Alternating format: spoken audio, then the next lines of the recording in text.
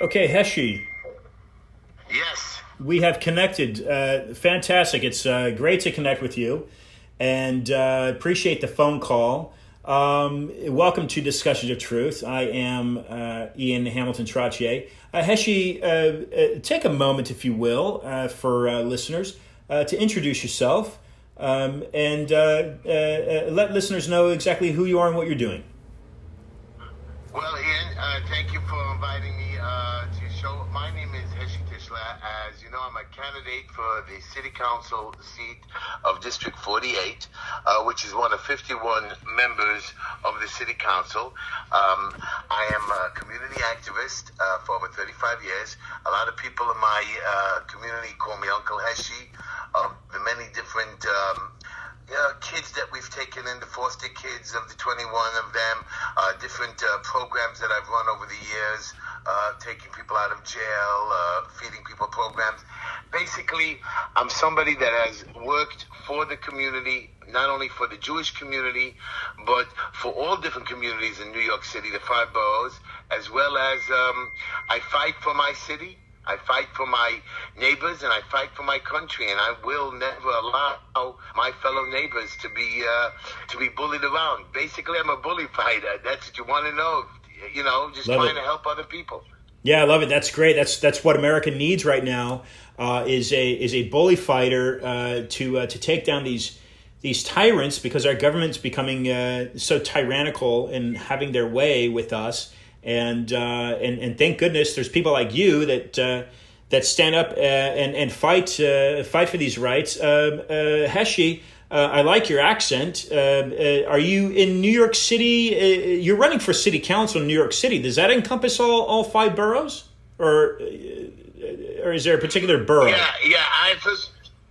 First of all, I'm a Brooklyn boy, born and bred, so that accent you hear is a Brooklyn accent. I've been trying to be more aristocratic since I'm running for city council, but it's not working, my son. I'm a Brooklyn boy from the streets, so get it through everybody's head. And I want you to know, very important, I will be representing my city. I will be representing all 5 boroughs. And, you know, when I started my movement last year in June, cutting the locks and fighting the mayor, even though they threatened to arrest me, and he did arrest me, by the way, Ian, I wasn't scared, you know. So I am here. I've always defended my people, my neighbors, my town, my community. You know, I even go to jail every 2 weeks because we have people that have issues, young children, violence in the hospital for 35 years. To brag. But I'm here for my people, just same way they're here for me. And when I started this, I see so many others that came to join me. And that's why we were able to beat the mayor. That's why we were able to open this great city. I'm opening to push hate with his poisonous mouth and to make people hate one another. But I am here to help my people, to help our city. You know, in my house, I took in a Muslim girl, a black kid, a Spanish kid. It doesn't make a difference who you are. My job is to help other people so you can help me. And I'm going to tell you why. My father was a Holocaust survivor, and he told me when he came to this country, we had enough hate. You will fight. And my father passed away a month after my bar mitzvah when I was 13. And since then, I've been taking care of my family, special needs kids. I know what it is to love somebody else because I get loved. Lately, since I'm running for politics, Ian, a lot of people don't love me. I'm not happy about that. Heshy, Hello? This is a strong this is a strong statement that you made. It reflects experience of yours, unfortunately, and it seems like you're talking about De Blasio, and I don't think that's even his real name. And for listeners to understand, De Blasio, from my understanding, Heshy even honeymooned in Cuba. So the man seems to have interest in socialism, or at least in a country that has adopted a socialist governance. Maybe he was just in Varadero and wanted to go to the beach. I don't know, but he arrested you under what grounds were you arrested, Heshy? So, well, Ian, a lot of you guys are coming up with excuses why he's so vicious and mean. I have a plain, simple answer to that. The man is an idiot. The man really is a moron. His old name was William Wilhelm. He's really a bad man who doesn't know he never ran a business. He has 337,000 government employees. He's never ran a business. He shut all of the city down, all the jobs down. He let them continue working. The man is no good, plain and simple, and there's nothing more. The reason why he arrested me was I work with the police. You know, sometimes a young boy's arrested. People come home from jail. They need a place to stay. I work with the police officers. Sometimes they get in trouble. They call me. She come down here. You know, a couple of months ago, there was a lady whose husband was dying. They arrested her because she wouldn't leave the hospital. And again, I went there and I threatened them. I didn't threaten them, but I know how to talk to the police. And I work with them on many different issues. And they released her to us. And her husband passed away that night. So I don't like when people are mistreated. And that's what I do from 4:30 in the morning when I get up till midnight at night. My phone is working. What happened was on October the 6th or 7th, during the Sukkot holiday, they came into our town after I opened up 19 parks and embarrassed our community. And then the kids just started standing behind me. People were protesting with me. We were fighting back. My movement started to grow.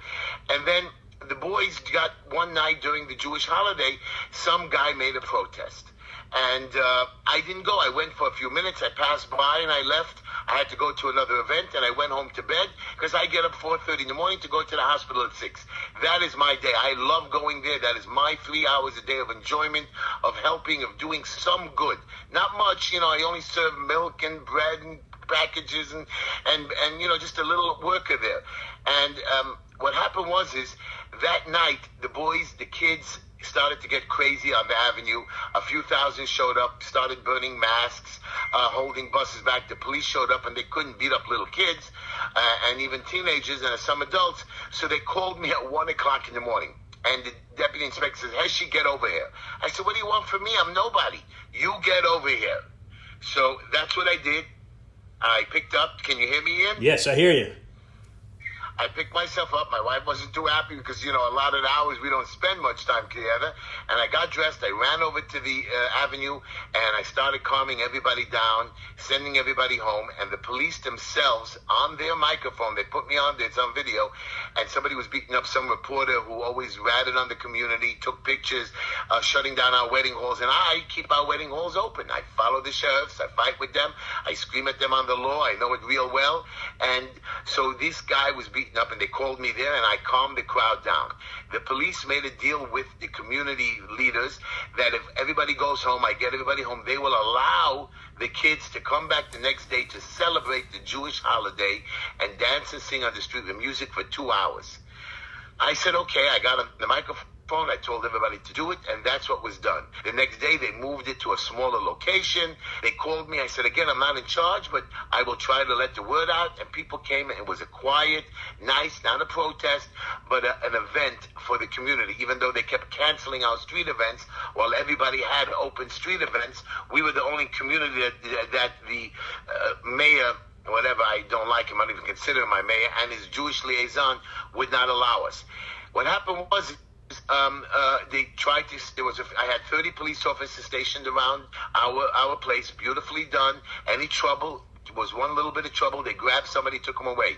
One of the reporters who claims he was a reporter, the guy who started the first protest, his brother-in-law, came to the event and he woke me up in the middle of the night, started screaming at me, blaming me. So as you know, Ian, you and me are neighbors. If you start, your dog barks or you start, you know, middle of the night waking me up, you know, I would come and scream at you, hey, Ian, what'd you do? Stop it. Why'd you do it? This guy was a bad man as well and started calling the mayor on national television, sending people to different synagogues. So when people were screaming at him on the street, they called me over. They asked him, why'd you come here? You're a bad guy. And I told everybody not to touch him.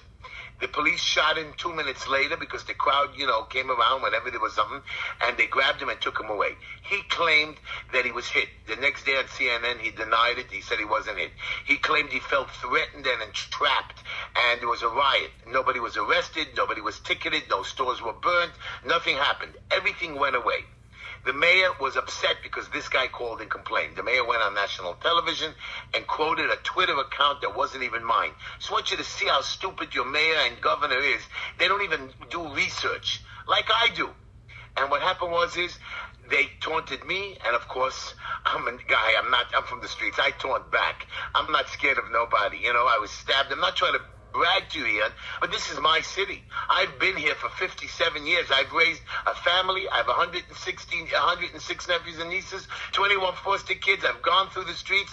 I have my own children and grandchildren. This is my town, our town.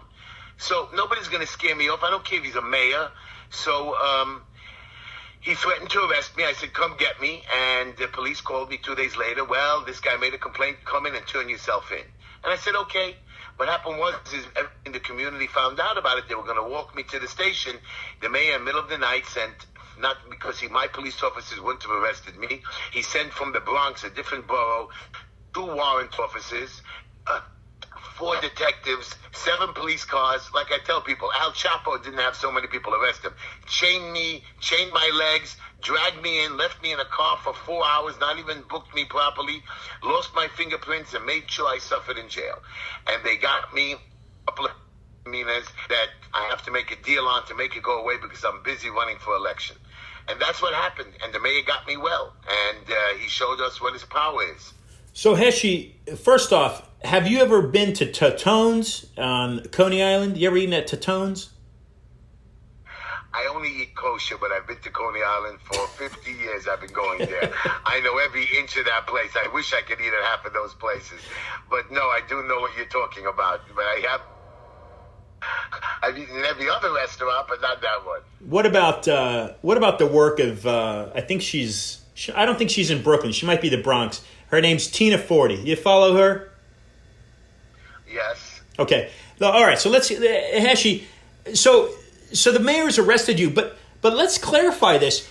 You're somebody of some people follow you, and a lot of people follow you, and so the cops called you, made that call to you, if I heard that right, at 1 a.m. in the morning. Why is it? Why is it that you're a man to be reckoned with? What is it that you do, and why did the police call you? Well, because in my community, when you're in trouble, I'm pretty much behind the scenes all these years. Yeah. When we have a youth center, a kid is in trouble on drugs. So I've been doing it for 30 years. When a kid gets thrown out of the house, or you're on Ocean Parkway, they say, go to Heshy. I'll take them in. Me and Linda, my wife of 31 years, we've taken in so many kids. We go visit the jails every 2 weeks. When some of the guys come home, we have a few little small apartments in our house. We house them or bring them in. Our children always find somebody that is in trouble, and we're good. We have a good reputation. We always have food in the refrigerator. People come and go. So people know when they're in trouble with their buildings or their homes or a death in the family. For some reason, after my father died, I raised my mother and a widow, a single mom, 2 brothers, and a Down syndrome assistant who still lives with me and prays for me every day. She has her own apartment, does well. I've learned how to help people, and my business, in the business, somehow people get in trouble with buildings or homes or funerals or stuff like that. And I figure out ways. I don't know how. I don't know if you've ever seen the movie The Great Escape. Do you ever see that movie? It's an old-time movie, one of the old ones. That Patrick Swayze? Who is that? Not Patrick Swayze. This goes back to, this is McLean.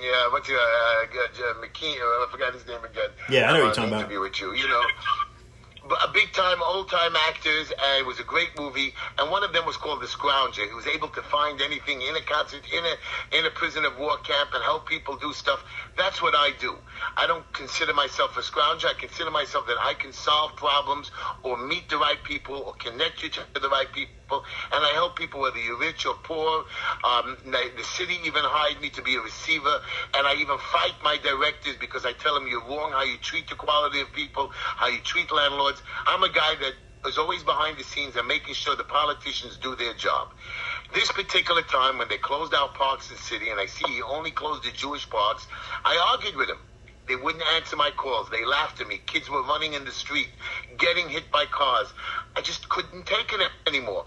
After 4 months of locking down my neighborhood, I told everybody to stop. I took my bolt cutters. I opened the parks. They came threatening me, police. I came fighting back. My community saw, even my police officers saw I was right. And the word spread. I kept going to other communities. They even welded park doors shut, so we shouldn't go in. I'm 400 pounds. Well, 300, but I tell everybody I'm 400. And we busted open those locks. We busted open those gates. You do not hurt my people, my children.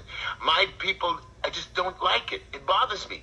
My father cried at night when he came home from the hate, from the anti-Semitism. I grew up with anti-Semitism for the Jews. You think I like when we have Asian hate? Do you think when I like when we, with the black people and the white people fight, or black on black crime, white on white crime? Unacceptable. I'm not asking you to share your wealth. I'm not asking you to give people what you have, but give a little kindness. Buy somebody a bread or a milk. Do good, and we can make other people's quality of life better. What happened was I came to the forefront. I showed my face, and the mayor didn't like that somebody stood up to him. The Jewish liaison didn't like it that the community was following me. Usually they come to me with trouble. And the mayor wanted to pick an example. I was the best big example he can pick. And I fought back. And he used some little schnook to make the complaint, who was a zero. And I had to deal with it. Like I tell everybody, when I stand before the Holy Maker, I'm going to answer. Did I go to jail? Big deal. I put 60,000 kids back in school, 20,000 kids back in the parks, have all my stores, synagogues open, shuls open, wedding halls open. I am open. We've never been closed. Not one of our places have been robbed, burnt, nothing.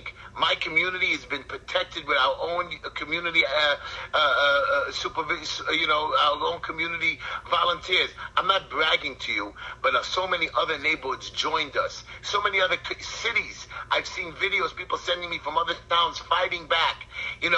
This is what I'm proud of, my great city. I'm proud of my great country. And I will continue, because I'm an American, I'm a Jew, and I'm so happy that God gave me the opportunity to stand up once and for all and say, look, here is my opportunity. I'm going to take it. And I took it. And I hope I get elected to city council, because I'm going to put them in their place too, Ian. I'm not going to let this go on anymore. No more progressive lefts. I'm not going to let them let rapists, murderers out of jail just like that. I'm not going to let them close down schools and take away money from private tuitions. I'm not going to let them open up 90 homeless shelters and waste billions of dollars. I have a plan on how to fix that into making them into adult centers. I've done this for years, and you're going to say to me, Heshy, how can you do it? Because this is what I do for a living, helping people make senior centers legal, helping people to make their homes legal, helping kids get into drug rehab centers, helping postpartum depression for women, helping people with budgets. I have a 35-year history of doing it, and now I'm going to do it on a grander scale, Ian.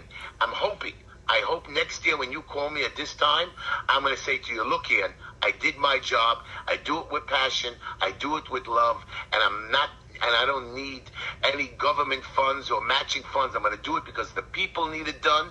And now my phone is open 24/7. I will be open then. I know you can't work 24/7, and don't get me wrong, but I will figure out a way to help people all the time. Heshy, let me ask you this.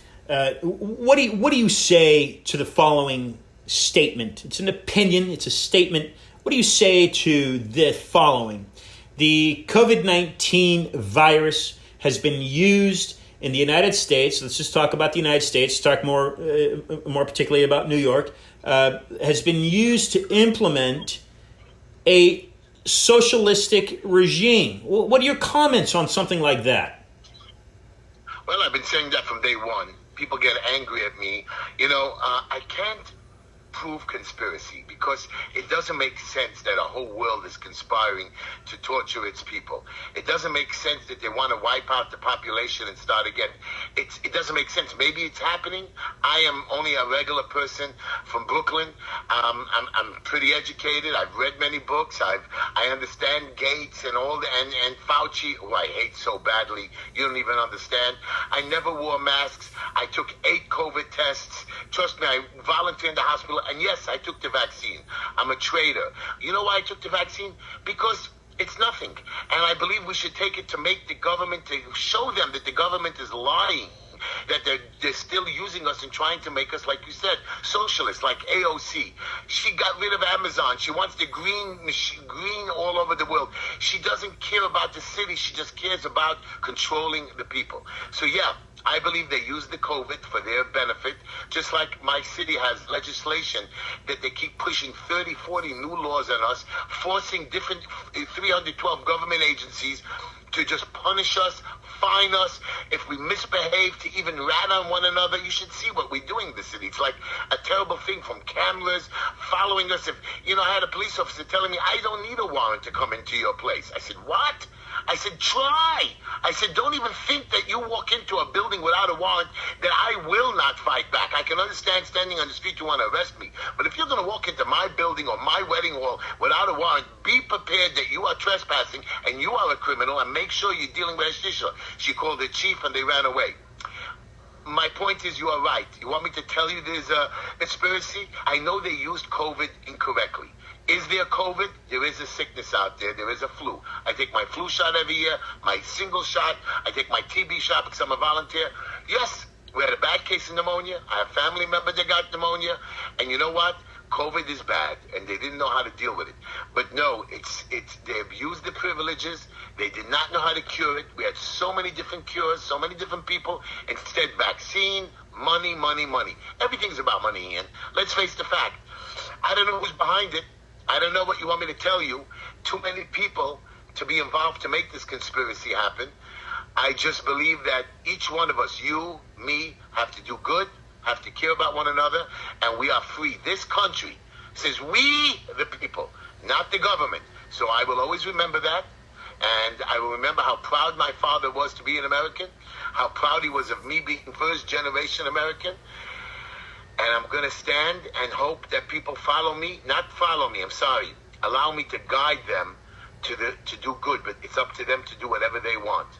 Heshy, I commend you for doing what you're doing. I just joined an investigative journalist, his show, a couple of days ago. His name is George Webb, and I brought on a Canadian lawyer that's out of Ottawa, Michael Swinwood. He's suing the World Health Organization. As we know, the World Health Organization essentially controls the CDC, and you express your view on Anthony Fauci. That seems to be involved in a lot of very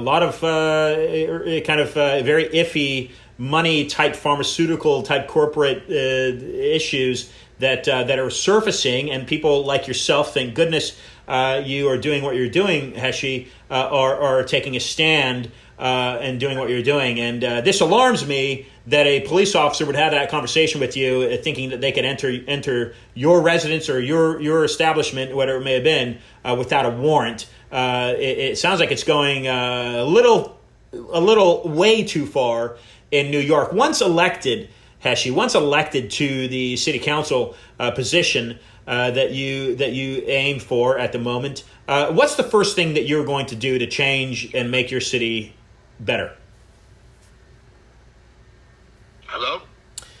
Yes, Heshy, I'm here. Can you hear me? Hello. Oh, so yeah. So, the other week, each one of our stupid agencies have their own police. The parks have their police. The sanitation have a police. The parks department have police with guns. And they went into one of our restaurants at 8 o'clock at night that was closing down. And the owner left, and he left a young girl there to close up. Do you know that they asked her for her ID, even though she provided all the documents? She said, I'm not giving you my ID. They wanted to arrest her. Sanitation police. I made a video of it. It went viral. And do you know that I had to go there screaming and threatening them? I said, come get me. I said, just try to arrest me. At the end, the guy said in my video, he tells all my watchers, my listeners, I have thousands of people who follow me. He said, if he fights half as much for you guys when he fights us, vote for him. I took it, I made it into a funny video. First thing I'm going into office is I'm going to find a way to get 26 out of the 51 councilmen. I'm not running for the Assembly or the Senate, the city. This is where I'm going to start. This is where I'm going to stay. I'm 57. I have 8 good years. I know I can fix a lot of things that this mayor destroyed, took away from landlords, people going broke and bankrupt. First thing is I'm taking away all executive powers. I'm going to find a way to create a coalition of 26 councilmen and women. Good. I'm trying to make peace with them now, make friends with them before they're getting elected. There are 35 new ones coming coming in. Create a coalition to never allow the mayor ever to have executive powers again. Only the city council, and never to be to allow us to put people in jeopardy or lock them up or I don't even know what to tell you. Basically, we're all in jail. And that is number one. Then, of course, I'm not going to go for big legislation. I'm going to tell the people, stop it. Every week, every month, 30, 40 pieces of laws. And you know how thick those laws are, Ian? They're like 40, 50, 100 pages. Do you believe that these guys are reading 30 books, 100 pages? Half of them can't even read. They read a little blurb, and one votes for one guy, the other guy votes for the other guy. And only the supreme leader of the city council could actually bring a law into effect. So if you try to even pass a bill without kissing his behind, you're dead. That has to change. I'm going to try to become the leader of the city council. I'm going to try to beg for that position, even though I'm only a junior councilman once I get elected. But first thing I want to do that, and then I want to stop legislation completely. Let's take a break, guys. Let's go over and review what we have. Let's get money for our schools. Let's try to fix up the public schools and let more charter schools. I'm for school choice. I want special needs kids we have the best special needs programs in the whole country, and most of these kids are lost in the last year. I want to get postpartum depression for women that have had children that are lost, especially the people with mental illness. Homeless issue. And most importantly, I know you're not going to like this, Ian. I know your listeners are not going to like this. I'm sorry, Ian. I hate drugs. I hate it. I've seen 104 suicides last year, 26 this year. I can't take children doing marijuana. I'm never going to allow that to pass. I know they legalized it. I'm going to find a way to destroy this. I hate marijuana. I hate the drugs. I've had kids that die on me, kill themselves. I can't take it. And I'm going to stop it. That is going to be my number one goal. Create more youth centers, more after-school programs, and drug centers. I need to stop this. The war on drugs since the 1980s has gotten worse. I know everybody says, legalize it, it'll stop. Ian, I can't. You want me to cry with you on your phone right now? I will. Because I'm sad when I see how many funerals I've gone to. And not just for adults, but for kids. And yeah, women in the 20s and 30s who've gone through depression, who've committed suicide. I'm tired. I'm a community activist. People invite me to come speak a lot, and it kills me when we waste a life when we could save. And I've saved so many, but not really. I haven't even touched the surface. I know I could do more. And my beautiful wife, Linda, of 31 years, lets me do it. And I'm so proud of her for standing beside me, because no other woman, I believe, would have let me do what I do. Well, thank you for Linda. Thank you to her for supporting you. You're doing great work, Heshy. Really commend you again. Look, I think you hit your head on the nail there. Take these executive orders away from the mayor and give them back to the city council. That's a great first step to clean this up. And some of these policies that you're changing on your community level need to reverberate throughout the country. I was fortunate enough a week ago, able to exchange some words with General Flynn, and essentially what he told me, the greatest threat to America right now is the dismantling of the American family. That nucleus is under attack, and when we lose that, we lose the country. And so some of these principles that you're standing on in New York are so incredibly important. So I wish you well for that. I want to take a few minutes as we wind down here. I just want to tell you one thing. When you brought up that thing about the family, they want to rip apart our police force. Did you ever hear of defunding the police? I mean, now I hear dismantling police. No, I mean, some of the progressive leftists are lost. You can't do stupidity. And I know that people don't want it, but these people in power think they can. And Heshy Tischler, I don't know how, but I'm going to stand there. I've always been able to solve problems, and I'm going to stop it. With my last breath, with my last living cell, they're going to have to go through me. And they've tried. And so far, they've succeeded sometimes, but I'm going to be there, Ian, on the front line, spread the word. And I know America, how great it is. The people do stand up. All they need is somebody to say, hey, man, it's possible. And when it's possible, and America has done the impossible many times, we're going to stand together. Sure. We'll make change, and not for the progressive left, but we're going to be right in the middle, conservative, and the right people, and the people I'm hoping everybody does the right thing. I'm sorry I interrupted you. No, that's quite a fun. Heshy Tischler, ladies and gentlemen, he's a conservative Jewish fellow from Brooklyn, New York. And Heshy, take a moment. American. Take a moment, Heshy. Take a moment, please, and give listeners some closing comments. Something. What would you like listeners to take away right now? Spend a moment and give some closing comments, some closing remarks. Ian, first of all, I want to pitch my website. It's HeshyTischler.com, HeshyTischler.com. I'm going to get elected. I know I'm going to win it. I want it badly enough, and I want it. I want you guys to contribute if you can. $10, $20, $30, $50. I want to win this. I want to win it big, and I want no doubt that I belong in that city council. And we do need money for it. So go to my website. Get me in there. You want some closing comments, Ian? Here's my simple strategy. We improve the quality of life for our friends and neighbors. And people think, like I told you in the beginning of the show, you have to do something big. You got to cut a lock. You got to fight a police officer. You got to run for office. No. Simple. Go out and do some good. Go buy a neighbor a bottle of milk when they need it.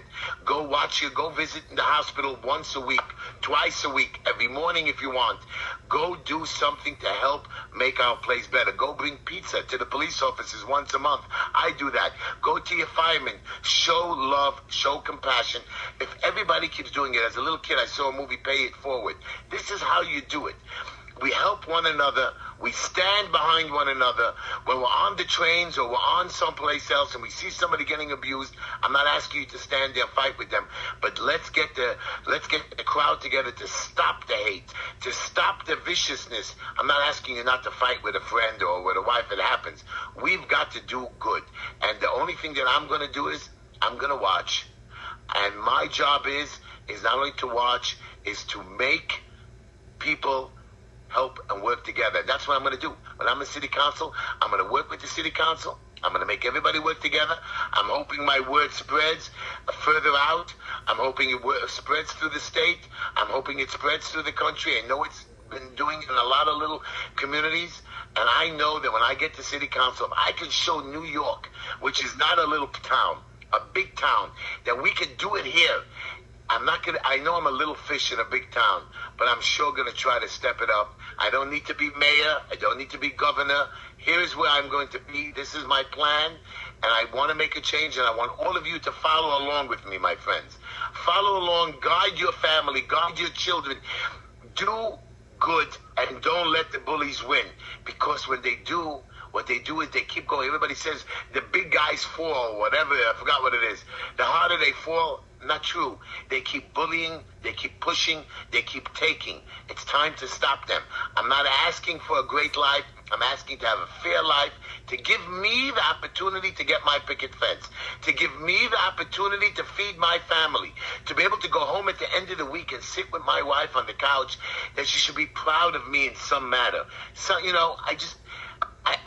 think I wasn't embarrassed that I was being arrested in front of my wife and kids, and I sat there and my wife was a little ashamed of me? She said, Heshy, again, you keep fighting the city and they keep coming after you. I said, Linda, what do you want me to do? Sit there quietly while they beat and hurt other people? No, and my closing comment is to you is simple. Go out, think of how the little things add up again. The little things add up big time. And come support me, because I will try my best.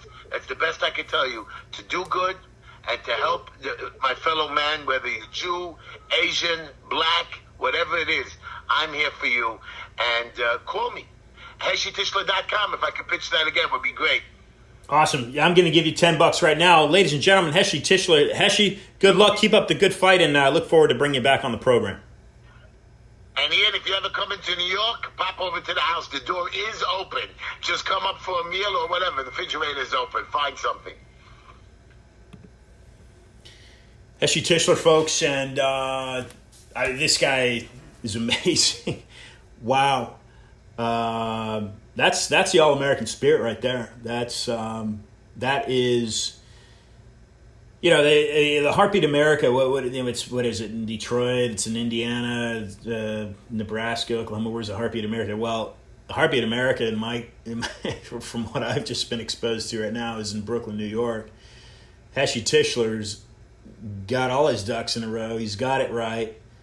He just invited me over to a meal. Sounds like he would do the same to you.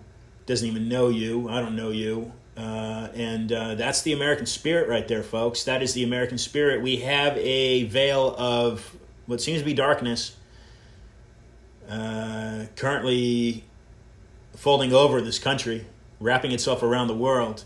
This is a time for you to shine, America. This is the time for you to shine your light bright and let your voice and your beacon be seen and heard. And I'll be right back here with Max Eigen from Brisbane, Australia. Be closing out the 3-hour discussion of truth here. And until then, folks, be awesome.